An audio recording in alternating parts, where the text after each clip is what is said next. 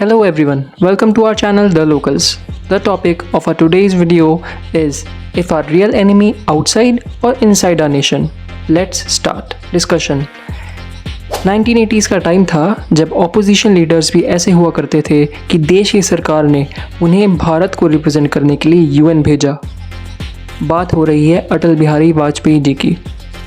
1980 का वो समय जब तब के प्रधानमंत्री राजीव गांधी को पता चला कि ऑपोजिशन के एक नेता अटल बिहारी वाजपेयी जी की किडनी में प्रॉब्लम है, तो उनको इलाज के बहाने यूएन में भारत को रिप्रेजेंट करने के लिए भेज दिया। आज हम भारत के असली दुश्मन एनिमी की बात कर रहे हैं। ये एक क्रूशियल इम्पॉर्टेंट सब्जेक्ट है और हम सभी को इस पर ध्यान देना चाहिए। आज के टाइम में इंडिया कई डेंजर्स को फेस कर रहा है। बाहर से हम पाकिस्तान और चाइना जैसे पड़ोसियों से मिलिट्री थ्रेट को फेस कर रहे हैं और टेररिज्म और साइबर अटैक्स को भी फाइट कर रहे हैं। बट इन एक्सटर्नल थ्रेट्स के अलावा हमें अपनी कंट्री के अंदर एक थर्ड फ्रंट देखने को मिल रहा है, जिसमें करप्शन, कास्टिज्म, रिलीजियस रेडिकलिज्म और कम्युनल वायलेंस शामिल है। तो इंडिया का रियल एनिमी बाहर है या अंदर?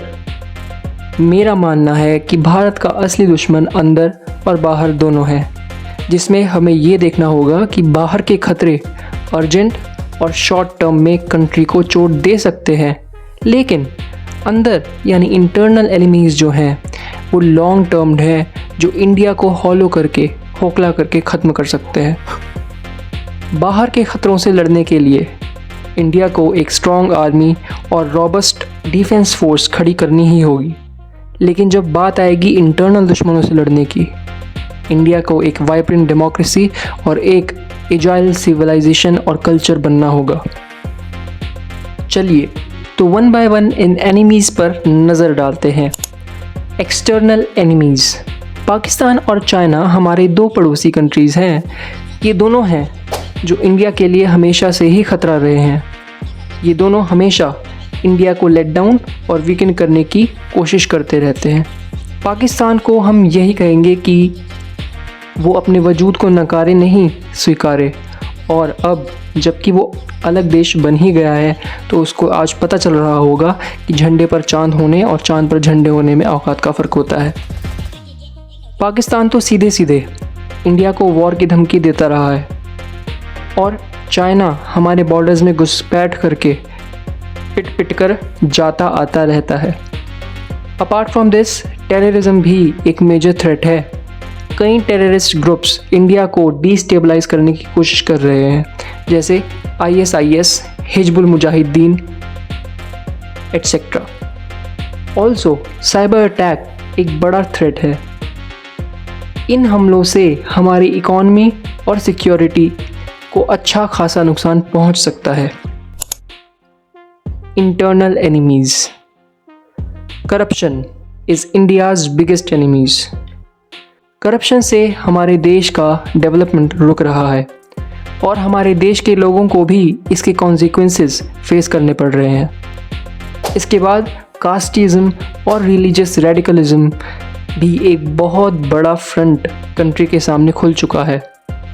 इसकी वजह से हमारे देश में कम्युनल राइट्स और वायलेंस होते रहते हैं, जिससे लोगों के बीच यूनिटी और इंटेग्रिटी का इमोशन कम होने लगता है। सो दुश्मन तो दोनों तरफ है और इनको हराने का एक ही रास्ता है, strong army and strong democracy. एक मजबूत लोकतंत्र में भ्रष्टाचार को नहीं पनपने दिया जा सकता है और कास्टिज्म और रिलीजियस रेडिकलिज्म को भी नहीं फैलने दिया जा सकता है। एक स्ट्रेंथन कल्चर से सभी धर्मों और जातियों के लोगों को देश के लिए गर्व महसूस कराया जा सकता है। We at the locals believe कि अगर हम ये काम कर लेते हैं तो हम इंडिया को एक महान देश बना सकते हैं, लेकिन अगर हम इन करेक्शंस को करने में फेल होते हैं तो भारत, इंडिया एक विफल राष्ट्र बन जाएगा। सो फ्रेंड्स, आइए सब मिलकर भारत के लिए काम करें। आपका वीडियो को अंत तक देखने के लिए धन्यवाद। Team the locals, voice of the public for the public. जय हिंद।